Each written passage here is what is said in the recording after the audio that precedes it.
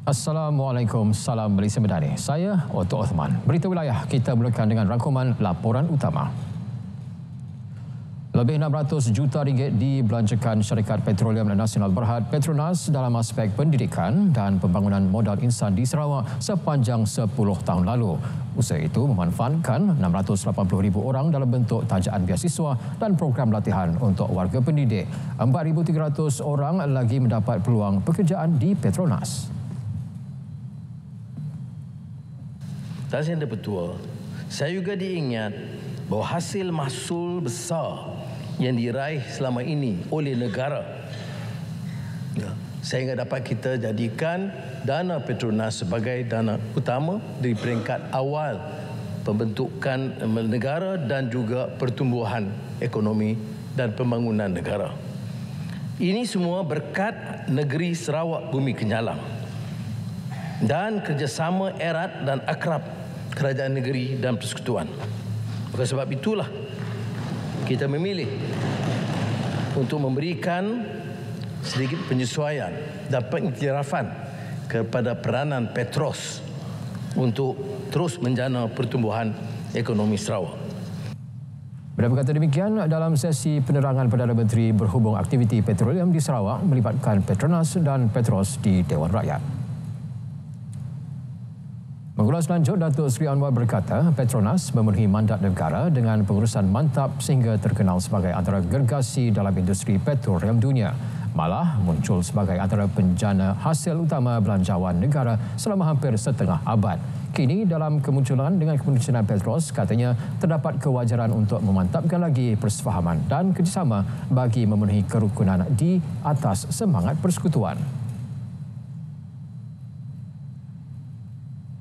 Maka adalah satu kewajaran dimeterai pemuafakatan agar tata kelola dasar dan pengembangan industri petroleum dan gas terus semarak dan memenuhi mandat Akta PDA 1974 dengan mengambil kira peranan Petros selanjutnya. Perdana Menteri tidak ketinggalan meraihkan dan memberi semangat kepada murid-murid yang memulakan sesi persekolahan 2025-2026 hari ini. Beliau melakukan lawatan mengejut ke Sekolah Kebangsaan Kampung Baru Kuala Lumpur bagi melihat sendiri operasi hari pertama persekolahan. Datuk Seri Anwar turut meramah mesra dan melakukan aktiviti membaca bersama murid. 17 sekolah baru akan dibuka di seluruh negara tahun ini bagi menangani isu sekolah padat. Menteri Pendidikan Fadil Nasidik berkata pembinaan kabin tambahan turut dilaksana selain memperluas sistem persekolahan 2 sesi bagi mengoptimumkan penggunaan ruang dan kemudahan.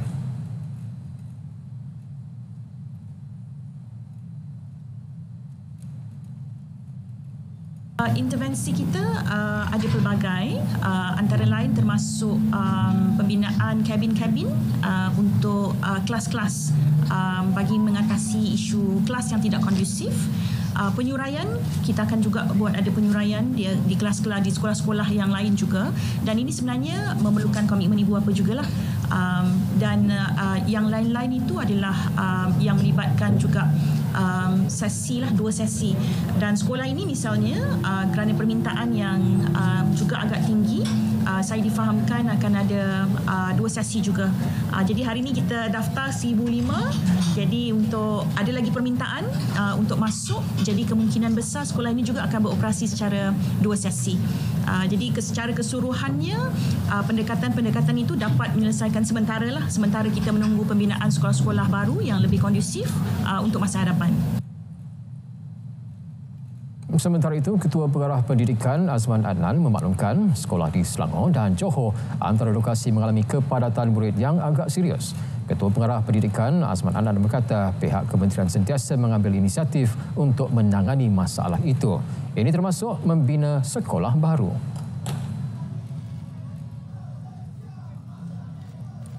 Sebenarnya ada sekolah-sekolah yang kepadatan murid agak tinggi, khususnya di negeri Selangor dan juga Johor, serta beberapa tempat yang anak-anak kita yang mendaftar untuk tahun 1 dan juga tingkatan 1 agak tinggi. Ketika meninjau hari pertama pembukaan sesi persekolahan di Sekolah Kebangsaan Taman Seri Pagi, Senawang, beliau turut memberi jaminan pihaknya akan sentiasa melihat keperluan yang perlu ditambah baik dan memastikan isu sekolah padat ini dapat ditangani dari semasa ke semasa. Cadangan untuk mengubah skop pembinaan projek Laluan Rel Pantai Timur atau ECRL daripada landasan Tunggal Dwi Tolok kepada landasan Berkembar telah mendapat kelulusan Kabinet. Menteri Pengangkutan Anthony Loke berkata cadangan berkenaan melibatkan jajaran Seksyen D dari stesen Jalan Kastam di Pelabuhan Klang ke Pelabuhan Utara dan Pelabuhan Barat sepanjang 25 km.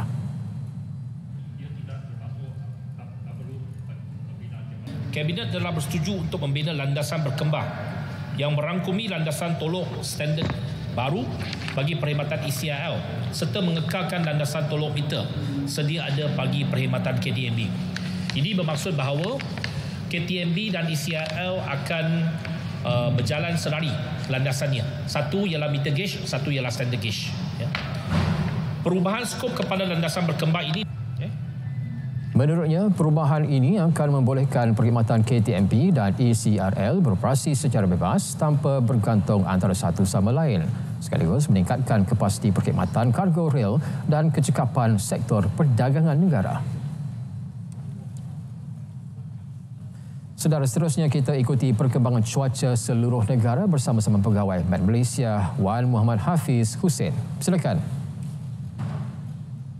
Ya, Assalamualaikum dan salam sejahtera. Pada petang ini, rantau negara kita terus menerima pengaruh angin daripada arah timuran dengan kelajuan yang agak sederhana sekitar 20 hingga ke 30 km sejam dan buat masa kini Met Malaysia tidak mengeluarkan sebarang amaran angin kencang serta bergelora di mana-mana kawasan perairan di rantau negara kita.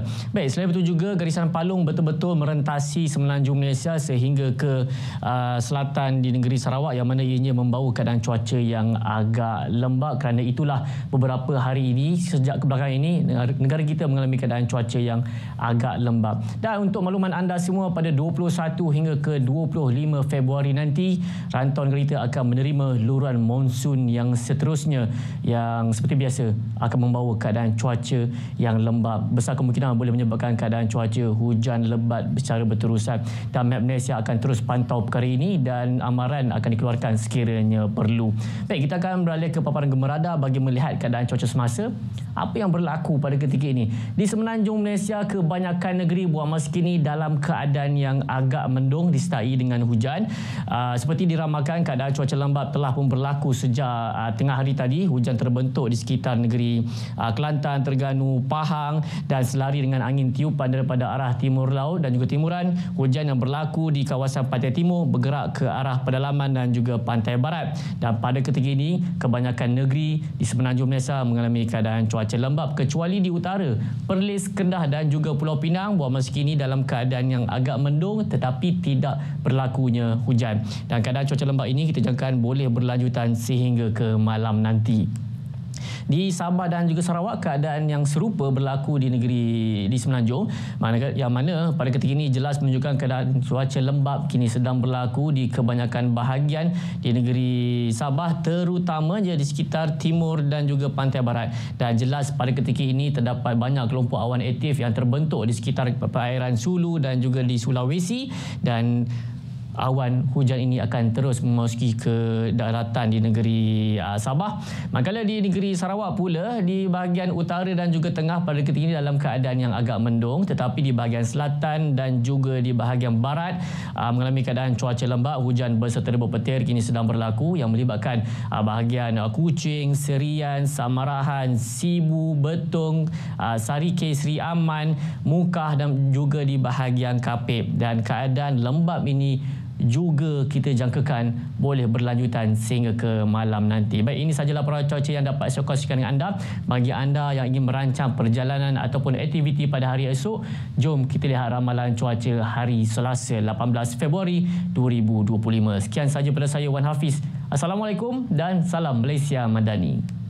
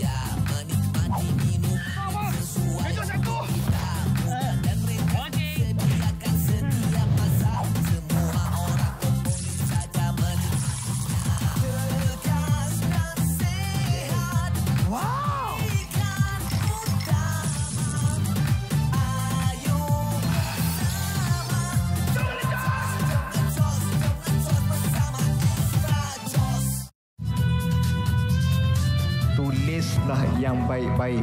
Jadilah Nurtizen. Senjata orang yang bijaksana adalah kertas dan pena. Forum Perdana Ehwal Islam setiap Khamis 9 malam. Rancangan Forum Perdana Ehwal Islam dibawakan khas oleh Bank Islam. Amanah terjamin, nilai terhasil. Mewarnaimu hanya di TV1. Abang, jangan lupa asingkan sampah tu dulu tau. Nak asing-asingkan sampah. Sampah sama aja, good. Abang, jangan lupa asingkan sampah tau. Itulah, Abah.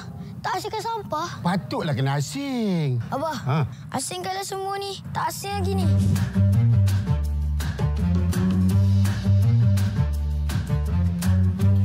Masa untuk kita asingkan, bumi pun nak healing kan?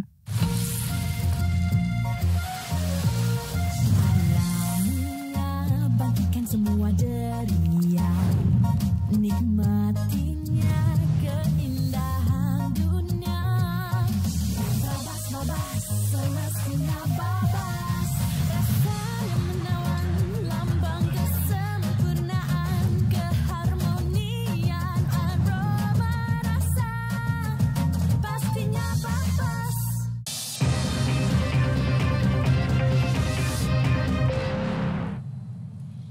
Antara fokus dari negeri di bawah bayu petang ini, banjir di Sabah pulih sepenuhnya. Perinciannya kita langsung ke Kota Kinabalu bersama Dia Sahlan.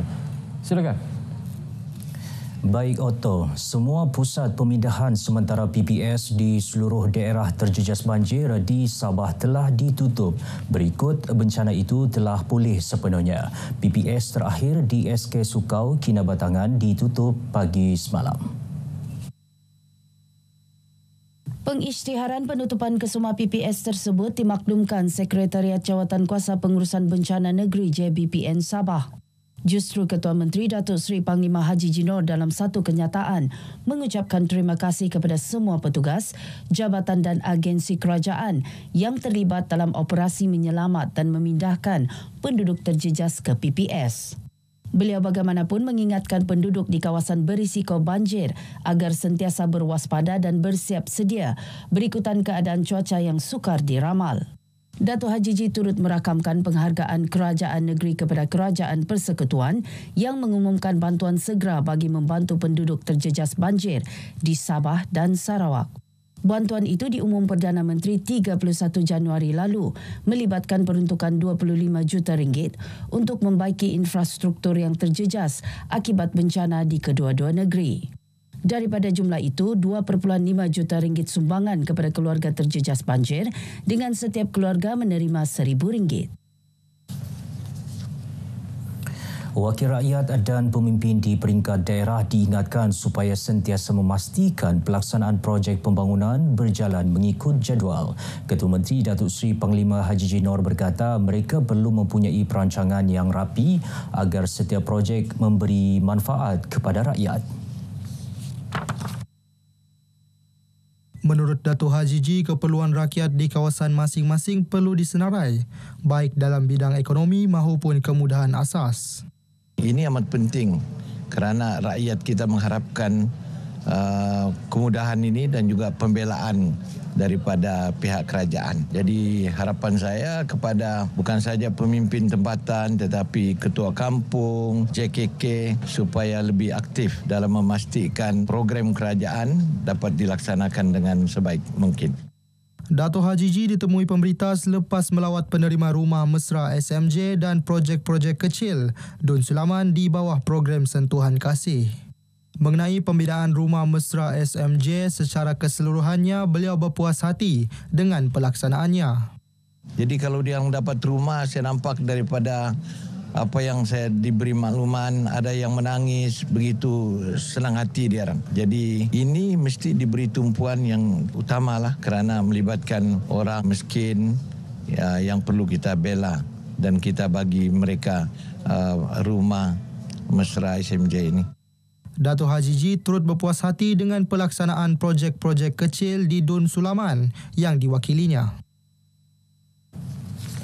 Kerajaan negeri menyokong penuh program untuk musabah yang dijayakan Pertubuhan Kebajikan Serantau Muslim dengan kerjasama jabatan dan agensi Islam di negeri ini.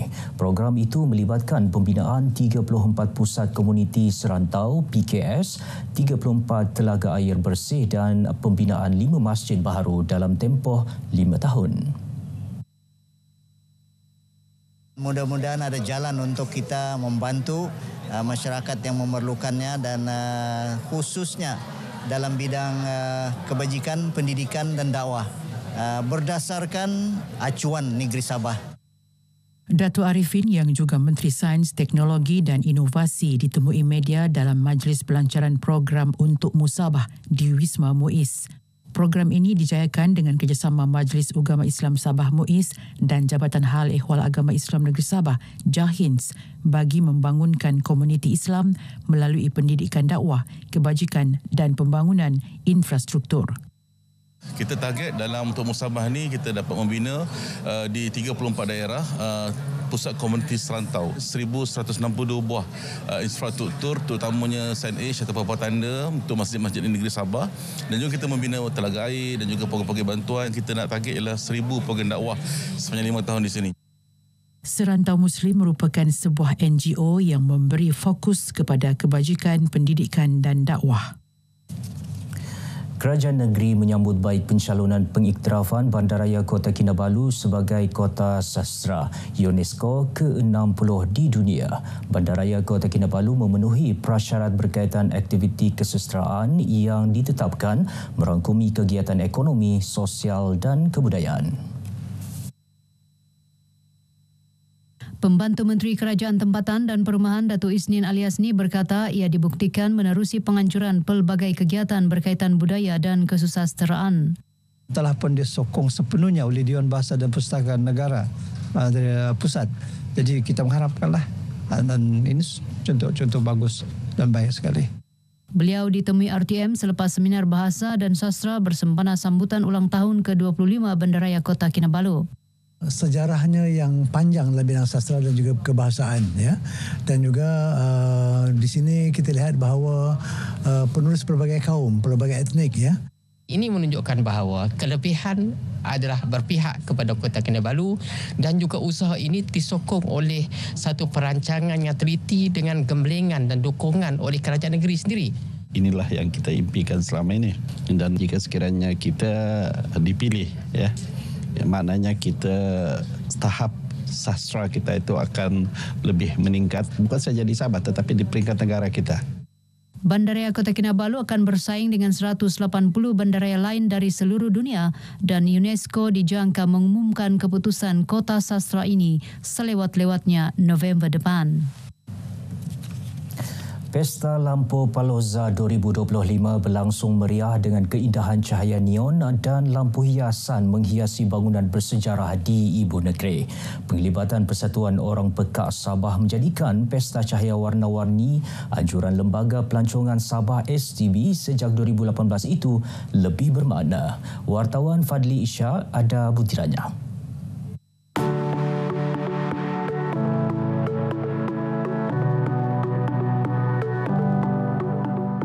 Pesta ini menampilkan pertunjukan lampu berwarna-warni menghiasi pejabat STB, salah sebuah mercu tanda bersejarah negeri di bawah Bayu. Dengan kerjasama Persatuan Orang Pekak Sabah, pesta kali ini dimeriahkan dengan 30 reruai jualan pelbagai makanan dan produk tempatan.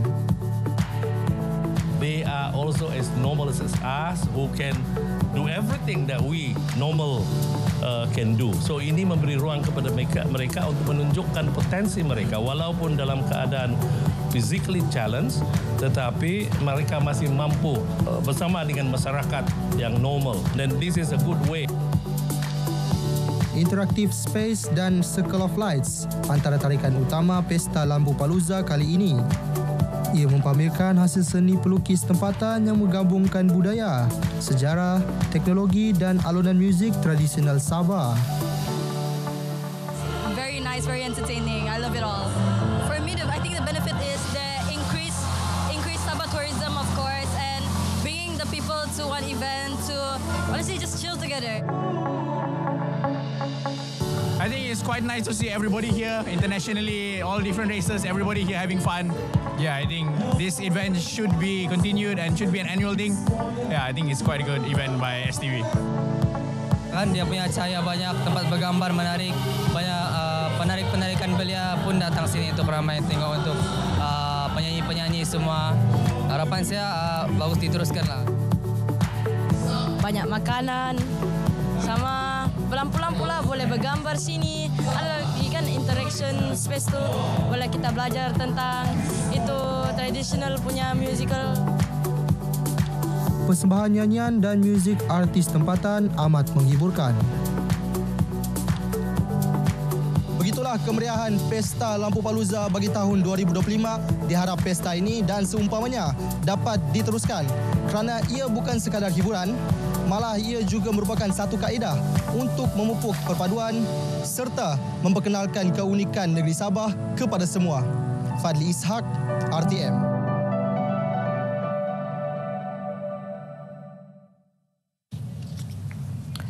Atlet para Sukma Sabah akan mendapat insentif caruman Aisaraan Kumpulan Wang Simpanan Pekerja KWSP. Insentif itu sebagai galakan untuk atlet kekal bersaing dalam Tamasya Sukan Para Sukma Selangor 2026. Pengarah Majlis Sukan Negeri Muhammad Asni Muhammad Noor berkata, Sabah merupakan negeri pertama menawarkan insentif tersebut menerusi Majlis Sukan Negeri.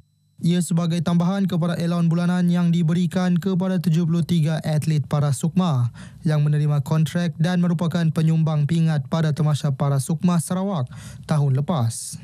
Kita harap pada next Para Sukma ni kita boleh meningkatkan prestasi kita lebih baik daripada 62 yang kita dapat di Sarawak dan seterusnya merampas kembali kejuaraan Para Sukma. Last time di KL kita juara, di Sarawak kita nombor 2 dan target kita kali ini untuk jadi juara kesemula lah di Selangor.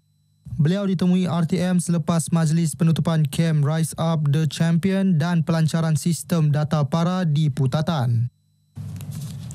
Seramai 438 penggiat sukan memanah berkampung di Kompleks Sukan Tawau bagi menyertai kejohanan memanah tradisional kebangsaan peringkat negeri. Majlis perasmian disempurnakan Pembantu Menteri kepada Ketua Menteri Datuk Nizam Abu Bakar Titingan. Ketika ditemui media, Datuk Nizam menyokong inisiatif Persatuan Memanah Tradisional Negeri Sabah dan Persatuan Memanah Tradisi Tawau menganjurkan kejohanan ini. Kejohanan ini juga diharap terus diperkasa dan menjadi acara berprestij seperti Sukan Sabah. Saya melihat sukan memanah tradisional ini semakin hari semakin menarik minat berbagai peringkat umur, sama ada di peringkat umur remaja ataupun dewasa, untuk menceburkan diri di dalam sukan memanah tradisional ini. Pengalaman untuk kesekian kalinya untuk ikut game ni untuk kali ketiga dan insya-Allah untuk mengharap kali ketiga lagi untuk wakil Sabah. Mengharaplah untuk dapat ke peringkat seterusnya. Sebanyak 4 kategori dipertanding termasuklah kategori dewasa, remaja dan cilik. Kejohanan ini juga medan memilih pemain mewakili Sabah ke peringkat kebangsaan di Melaka pada Mei depan. Baik, sekian perkongsian dari negeri di bawah bayu. Terus ikuti berita wilayah untuk lebih banyak perkembangan semasa dalam negara. Kembali bersama Otto dari Sungai hingga Segara Palestin pasti merdeka. Silakan. Baik, terima kasih Dia untuk laporan itu dari Kota Kinabalu.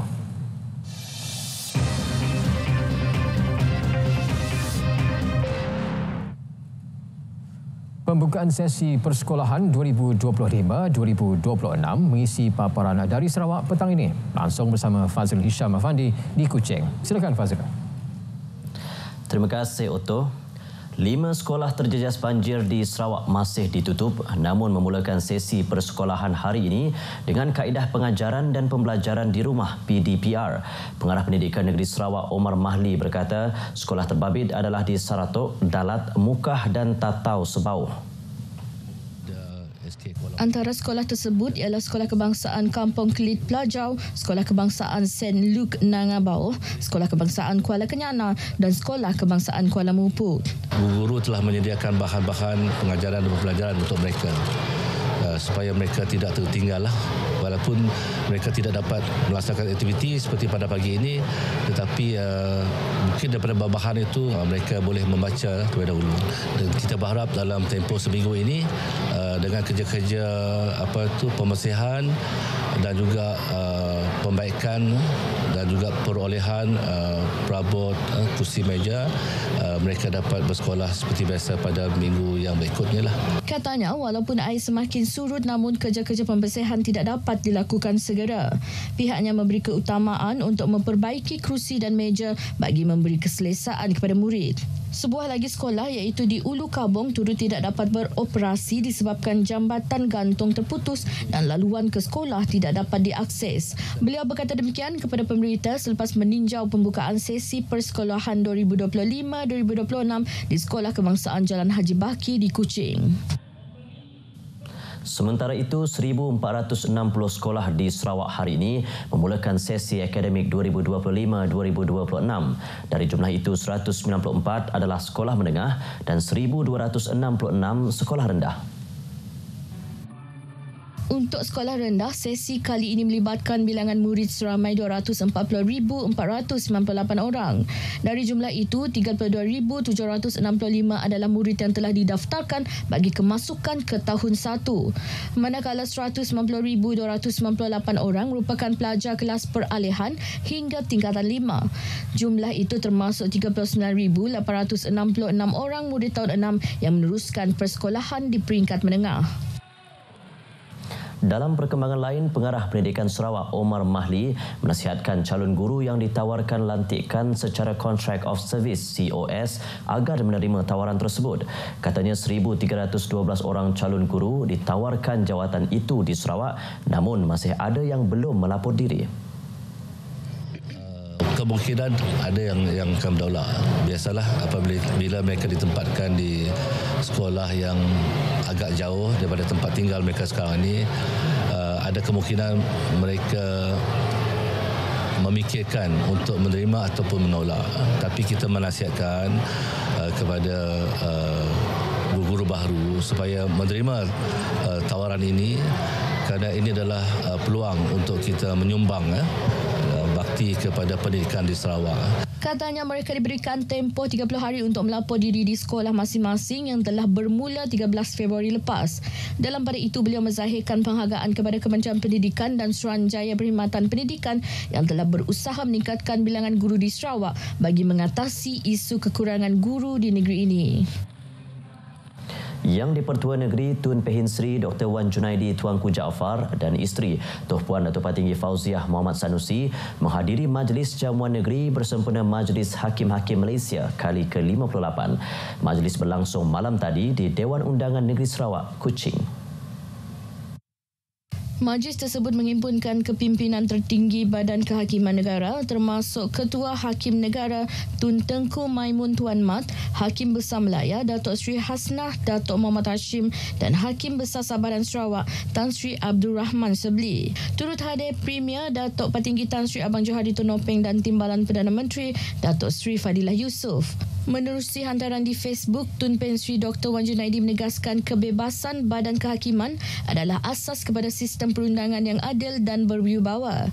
Beliau turut menekankan bahawa kepercayaan rakyat terhadap sistem kehakiman bergantung pada ketelusan, profesionalisme serta komitmen para hakim dalam menegakkan prinsip kedaulatan undang-undang. Justru yang di-Pertua Negeri yakin para hakim akan terus menjalankan amanah dengan penuh tanggungjawab, bebas daripada sebarang pengaruh luar dan sentiasa berpaksikan kepada keadilan serta kesejahteraan rakyat. Jawatan Kuasa Pengurusan Bencana Negeri JPBN menganggarkan 16,497 penduduk Sarawak telah terjejas akibat banjir dan tanah runtuh baru-baru ini. Jumlah tersebut melibatkan 4,994 ketua isi rumah. Timbalan Premier Dato' Ahmad Douglas Ugah embas merangkap pengerusi JPBN berkata ketika ini hanya 3 pusat pemindahan sementara PPS masih diaktifkan. PPS tersebut menempatkan penduduk yang terjejas akibat tanah runtuh, manakala keseluruhan 84 PPS banjir telah ditutup. Beliau dalam kenyataan media berkata kerajaan sedang merangka perancangan teliti untuk pengurusan dan pemulihan penduduk terjejas. Dato' Ahmad Douglas mengucapkan terima kasih kepada Agensi Keselamatan, Jabatan Kebajikan Masyarakat Sarawak, Jawatan Kuasa Pengurusan Bencana Bahagian dan Daerah serta agensi lain yang terlibat dalam memberikan bantuan. Penghargaan turut diberikan kepada badan-badan bukan kerajaan, syarikat serta orang ramai yang telah memberikan sumbangan. Sementara itu, 6 keluarga yang terjejas dalam kebakaran di Kampung Tabuan Dayak di Kuching malam tadi kini ditempatkan di Pusat Pemindahan Sementara PPS di Gereja All Saints di Jalan Tabuan Dayak. Mereka terdiri daripada 22 penghuni termasuk 4 kanak-kanak. Pegawai Angkatan Pertahanan Awam APM Kuching, Lieutenant Muda Pertahanan Awam Sonia Felicia Nanus berkata PPS terbabit dibuka kira-kira pukul 10 malam. Untuk pihak APM, kami membantu memindahkan mangsa ke PPS ni. Kami menyediakan tempat pemindahan seperti membuka siten dan melaporkan data-data mangsa setiap masa dan masa ke semasa. APM juga telah menyalurkan kit makanan daripada Agensi Pengurusan Bencana Negara kepada setiap keluarga. Tinjauan RTM ke PPS terbabit mendapati pegawai dari Jabatan Kebajikan Masyarakat telah ditugaskan untuk mengumpul maklumat serta menyerahkan kit makanan kering kepada mereka yang terjejas. Manakala pasukan dari Kementerian Kesihatan juga hadir di PPS berkenaan bagi menjalankan penilaian kesihatan. Salah seorang penghuni yang terjejas, Piana Radio berkata, beliau sedang mempersiapkan pakaian sekolah cucunya ketika dimaklumkan oleh penghuni lain mengenai kebakaran yang mula berlaku dari rumahnya. Saya tengah gosok baju, lepas sudah saya gosok baju, ada orang dekat luar panggil, dia cakap rumah kami terbakar. Dia cakap, saya cakap mana ada? Saya cakap dah dekat atas, mereka cakap macam tu. Saya naik atas, saya tengok api. Saya tengok api, itu bab dah keluar api meletup. Lepas tu terbakar langsung semua dinding semua tak dapat selamat sudah. Saya terus turun bawah, saya bawa cucuk-cucuk saya keluar. Insiden yang berlaku kira-kira pukul 9 malam tadi memusnahkan 4 buah rumah yang disewa penghuni terlibat. Seorang remaja yang dilaporkan hilang ketika keluar memasang pukat bersama bapa saudaranya di Kampung Pulau Brunei, Limbang, Sabtu lepas ditemukan lemas hari ini. Ketua Zon 7 Limbang, Jabatan Bomba dan Penyelamat Sarawak, Ramlan Marajan berkata, mangsa Joens Jodison Jamid, 16 tahun, ditemukan oleh penduduk kampung pukul 9.20 pagi tadi di Sungai Medamit. Mayat mangsa ditemukan pada jarak 7 meter dari tebing sungai berhampiran lokasi mangsa pertama iaitu bapa saudaranya Atin Isi 62 yang juga ditemukan lemas semalam. Mayat remaja itu telah diserahkan kepada pihak polis untuk tindakan lanjut. Berdasarkan laporan keluarga, remaja itu bersama bapa saudaranya telah keluar rumah untuk memasang pukat di sungai berdekatan pada Sabtu lalu. Bagaimanapun, kedua-duanya dilaporkan tidak pulang ke rumah sehingga Ahad. Operasi mencari dan menyelamat kemudiannya diaktifkan dan bapa saudaranya telah ditemukan lemas di sungai tersebut. Berita itu tadi mengakhiri perkongsian dari Sarawak. Dari sungai ke segara, Palestin pasti merdeka. Kembali bersama Otto di Angkasa Puri untuk perkembangan berita selanjutnya. Baik, terima kasih Fazril langsung dari Sarawak.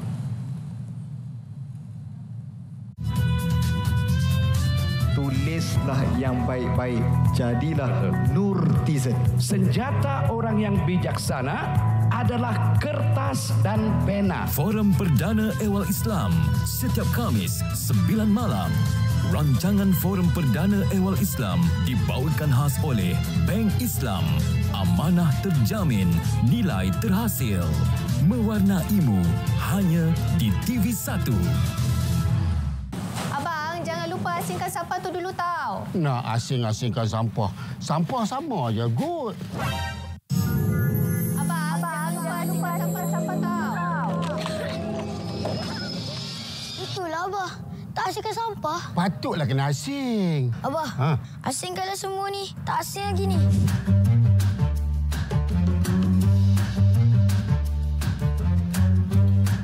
masa untuk kita asingkan. Bumi pun nak healing kan?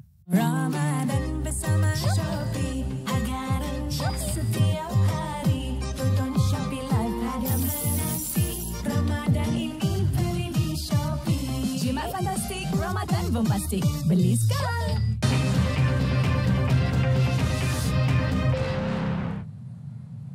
...154,485 murid memulakan sesi persekolahan hari ini. Antara perkongsian dari Melaka bersama Nurul Ashikin Abdul Halim. Silakan. Terima kasih. Menurut Pengarah Pendidikan Negeri Mahfuzah Mohamed Noor, angka itu membabitkan 66,547 murid di 80 sekolah menengah dan 87,266 murid di 238 sekolah rendah.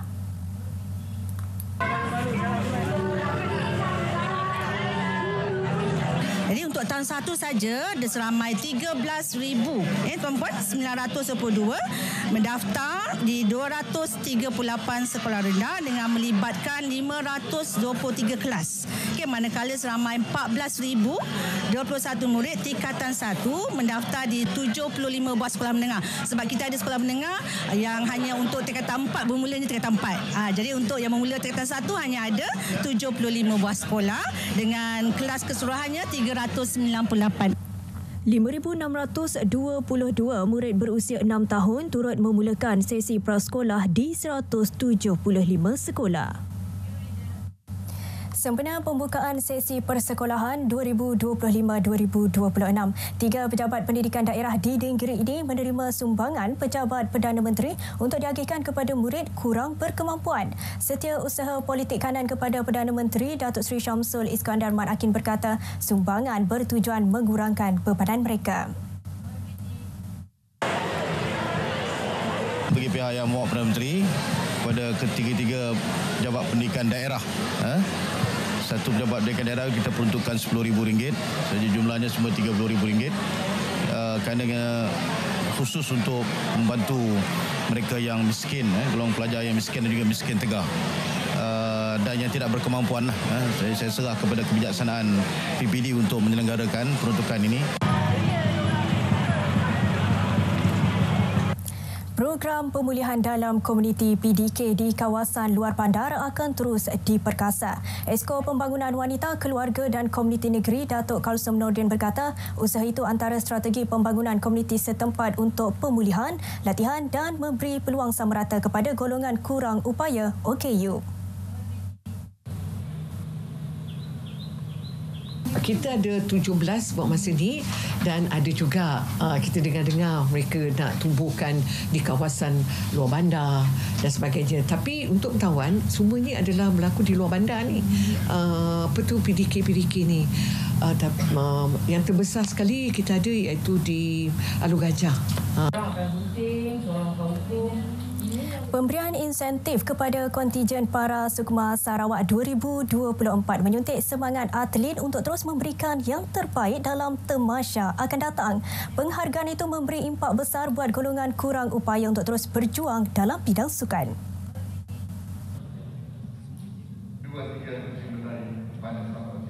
Hari itu saya menang 3 acara perseorangan, beregu dan juga bergumpulan, di mana acara perseorangan dan beregu saya menang emas dan bergumpulan saya menang silver, perak. Masa tu saya tak tahu sebab kira saya baru lagi, saya tak harapkan apa-apa lah, cuma masa tu hanya coach lah yang tahu macam mana saya punya prestasi bersemua kan. Jadi saya pun tak jangka yang saya dapat emas untuk acara perseorangan dan juga untuk acara bergu. So alhamdulillah kemenangan tahun ni, walaupun tim para olahraga kurang beri pingat yang lebih sebabkan ada banyak player kita orang injured, so tapi kita orang semua berpuas hati lah dengan ada yang pun nambah baikkan daripada tak ada pingat 2 tahun lepas ada pingat, jadi kita semua overall okey je, alhamdulillah. Rasa bangga dan happy lah. Sebelum ni saya tak ada dapat emas, perak saja. I feel very thank you to Kerajaan Melaka to give me this chance. Pasukan para renang yang meraih masing-masing 3 pingat emas dan perak serta 5 gangsa memperoleh insentif tertinggi sebanyak RM35,750. Diikuti para 10 pin bowling yang menerima RM21,875 dan para olahraga RM21,250 dan para catur RM6,400. Setakat ini perkembangan dari Melaka. Dari sungai ke segara, Palestin pasti merdeka. Kembali semula ke Angkasa Puri. Terima kasih Nurul Ashikin langsung dari Melaka. Baik, RM9 juta diperuntuk bagi menghantar guru menjalani kursus kepimpinan dan kecerdasan buatan AI di luar negara. Jelas Ketua Setiausaha Kementerian Pendidikan Datuk Ruji Ubi yang merupakan projek perintis khusus untuk meningkatkan kemahiran guru dalam 2 bidang berkenaan. Pemilihan guru dibuat dalam mesyuarat yang bakal diadakan dalam masa terdekat.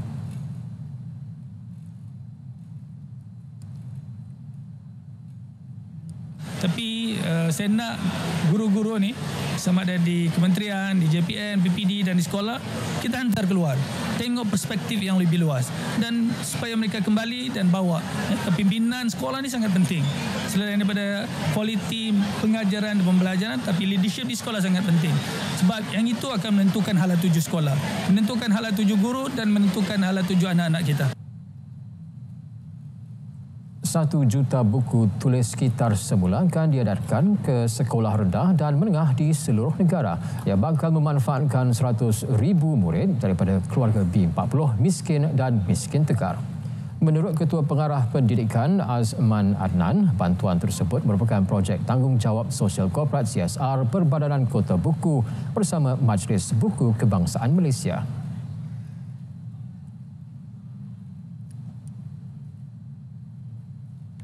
Kita mengharapkan melalui sumbangan daripada Perbadanan Kota Buku ini akan dapat meringankan beban kepada ibu bapa lah dari segi pembelian buku latihan. Setiap murid akan mendapat 10 naskah buku latihan dan pemilihan murid adalah daripada kalangan B40, miskin dan juga miskin tegar. Beliau juga berharap usaha itu dapat memupuk kesedaran dan semangat mesra alam sekitar dalam kalangan murid. Pencapaian pelaksanaan Sekolah Rintis Bangsa Johor SRBJ di 4 buah sekolah akan dinilai dalam tempoh 6 bulan hingga setahun, manakala pemantauan pembelajaran pelajar terlibat dilaksanakan pada setiap bulan. Pengerusi Jawatan Kuasa Pendidikan dan Penerangan Negeri Aznan Tamin berkata usaha itu bagi memastikan kelancaran dan keberkesanan pelaksanaannya. Satu sesi libat urus bersama ibu bapa pelajar terlibat juga akan dilaksanakan Khamis ini.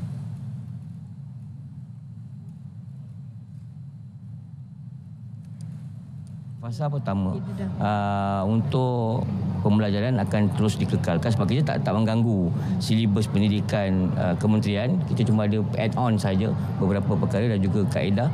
Cuma kita akan lakukan yang pertama ni mungkin sisi libat urus bersama dengan guru-guru. Sebab sekolah rintis ni dia tidak hanya melibatkan anak pelajar dan guru-guru, ibu bapa juga kita libatkan supaya mereka tahu apakah hasrat dan niat Kerajaan Negeri Johor untuk menjadikan sekolah rintis Johor ni dengan baik. Pelaksanaan SRBJ bermula secara rasminya hari ini melibatkan 2,574 pelajar. Menjelang aksi terakhir peringkat kumpulan Liga Juara-Juara Asia Elite ACLE, Kelab Johor Darul Takzim JDT komited untuk memburu 3 mata penuh dalam aksi menentang pasukan Korea Selatan Pohang Steelers FC yang akan berlangsung di Stadium Sultan Ibrahim esok. Ketua Jurulatih JDT Hector Bedoglo berkata kemenangan itu di halaman sendiri penting untuk mengukuhkan kelayakan kepusingan 16. Kemenangan itu juga dapat mempertahankan rekod cemerlang JDT menentang kelab-kelab dari negara Korea Selatan.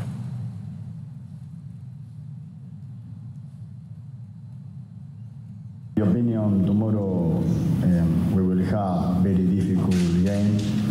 We have big chance to qualify.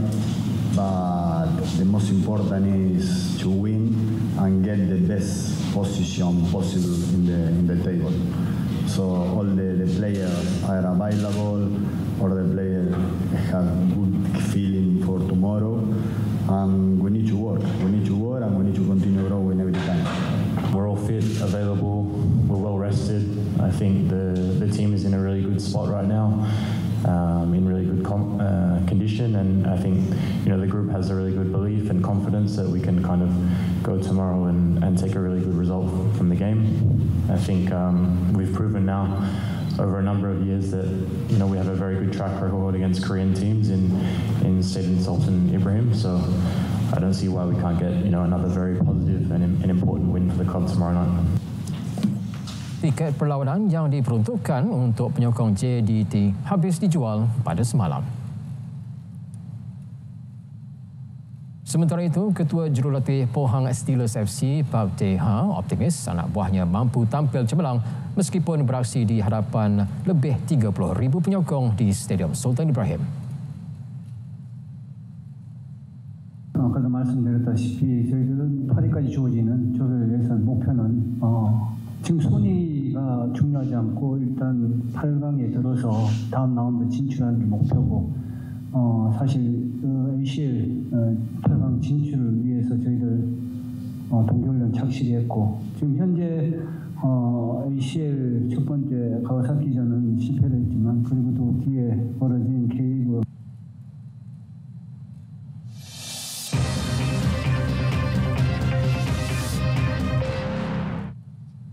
Sesi persekolahan 2025-2026 di Kuala Lumpur berjalan lancar, melibatkan 290 buah sekolah dengan 209,957 murid, termasuk 45,853 murid baru di sekolah rendah dan menengah.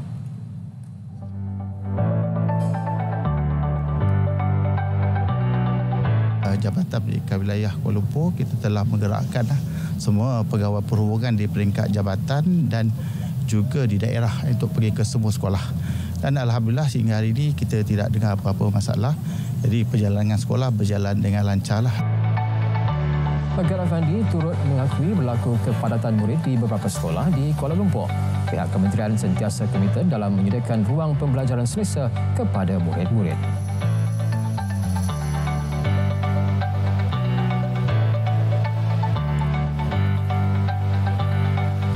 Disebabkan kos tanah pun tinggi, jadi kita tidak melebar lagi lah, kita naik ke atas. Sebabnya sekolah kita ada yang 10 tingkat. Jadi untuk tujuan itu kita ada beberapa sekolah lah. Kategori sekolah padat pun kita kategori pada 3 lah. Satu ialah 35.39 bilangan pelajar dia, kemudian kedua dia lebih kepada 40 hingga 45 dan satu lagi 46 hingga ke 50. Dan dia juga bergantung kepada plan sekolah itu. Sementara itu, murid yang ditemui teruja memulakan sesi persekolahan.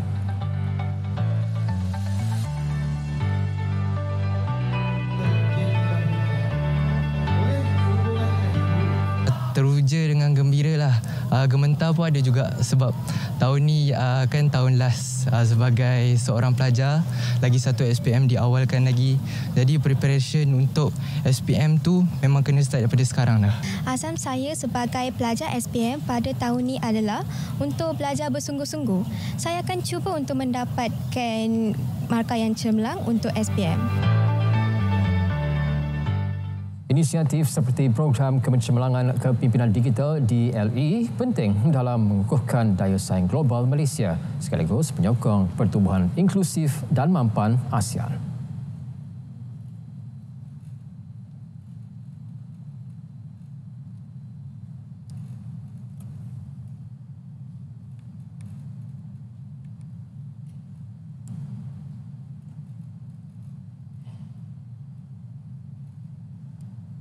Harapan saya dalam tempoh 3 tahun program ini dilaksanakan, selain daripada 50 dalam kohort pertama, ada 250 orang lagi yang akan menyertai tahun ini dan 2026. Niatnya, hasratnya adalah untuk mendedahkan para peserta kepada teknologi-teknologi baru dan juga keperluan untuk memperluas pola pemikiran dan juga mindset mereka terhadap perubahan-perubahan yang sedang berlaku dalam dunia, terutama dalam bidang AI, dalam bidang IoT, Internet of Things, IR 4.0 dan keselamatan cyber. Menurutnya, program DLE boleh menjadi platform penting dalam melahirkan lebih ramai pemimpin digital berkemahiran tinggi di negara ini.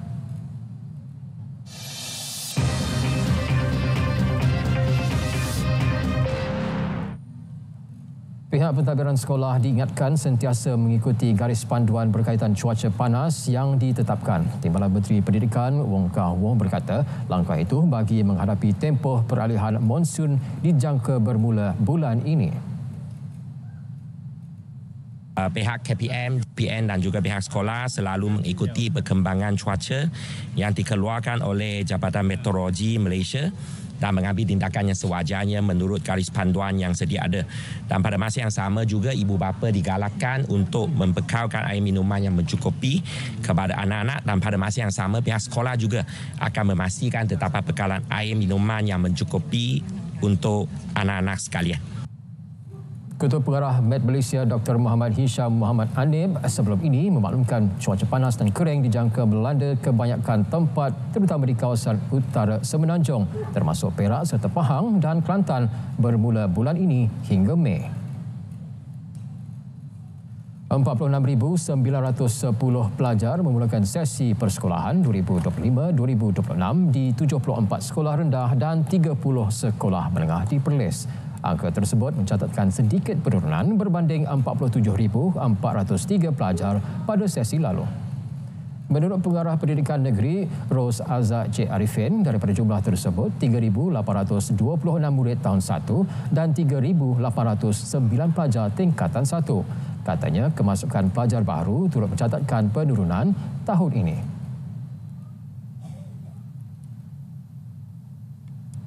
Untuk sekolah rendah, kita masih lagi 74 buah sekolah. Sekolah kebangsaan 59, SJKC kita ada 10, sekolah Tamil tak tambah-tambah ada 1 je. Kemudian SABK ada 4, sekolah menengah kita 30. Sekolah kebangsaan, sekolah menengah kebangsaan kita ada 23, sekolah menengah kebangsaan agama kita ada 2, SABK kita ada 2, asrama penuh kita ada 1 dan KB kita masih ada 2. Dan untuk makluman tuan-tuan perempuan, kita ada satu program. Kalau tuan-tuan perempuan mungkin terlepas pandang lah, kita ada satu program sekolah dalam hospital. Sekolah dalam hospital kita ada. So kalau mana-mana murid kita yang sakit berkala berpanjangan, insyaAllah pendidikan tu tak ketinggalan.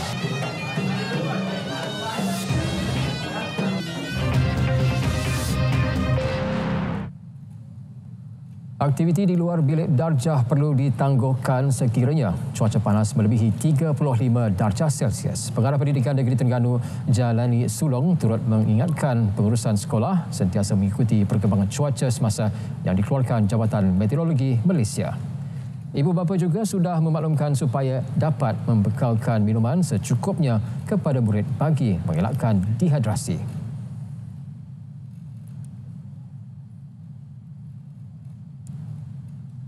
Saya mengingatkan kepada ibu bapa supaya sentiasa membawa air bagi kanak buat bekal air. Air kita bimbang takut kalau kita buat bekal air, dia minum air pahit dan sebagainya yang akan datang kemudaratan lah. Jadi buat bekal air dan sebagainya, dan juga kita minta juga pihak sekolah ataupun daripada CSR, daripada agensi-agensi luar membekalkan air ke sekolah-sekolah untuk bagi minum anak-anak kita ni. Terdahulu, beliau menjadi tetamu Konti Terengganu FM di Kuala Terengganu.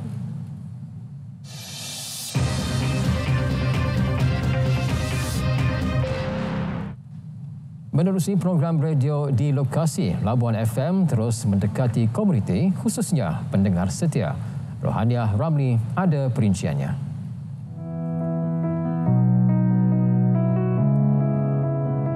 Istimewa kali ini, program Sinergi Labuan FM Jejak Peminat menyantuni 4 pendengar setia yang mengalami komplikasi kesihatan. Program radio di lokasi diadakan untuk memberi kesedaran kepada kita untuk lebih dekat dengan mereka yang sebenarnya selalu ada di sebalik tabir. Pendengar setia berusia 10 tahun, Al-Anas Dayan Muhammad Nazri dari Kampung Sungai Lada mengalami demam panas Oktober tahun lepas sebelum disahkan mengalami radang otak dan sawan berpanjangan. Awal pagi sekolah akan selalu buat song radio di kereta. Pagi-pagi kan ada lagu kanak-kanak selamat pagi kan. Kalau tengok TikTok ada kan live TikTok. Selalu tu ibu boleh kan ikut macam orang dalam radio cerita-cerita. Macam tu lah selalu. Anas ni mau pulih sedia kala tu memang susah lah. Sehingga sekarang lah Anas terlantar. Sekarang ni cuma bergantung dengan ubat sawan lah. Sementara itu, Daphne Fu Meilin, 48 tahun, yang menetap di Taman Sihat Jalan Kerupang 3 Pula, mengalami pendarahan beku di bahagian kepala dan masalah saraf. Yang paling saya suka TikTok Labuan FM yang kadang-kadang lucu juga dengan dorang baca tu komen, terkeluar bahasa Kedayak, terhibur saya punya hati. Daphne terharu dan menitiskan air mata tatkala mendengar persembahan nyanyian lagu kegemaran anaknya yang telah tiada.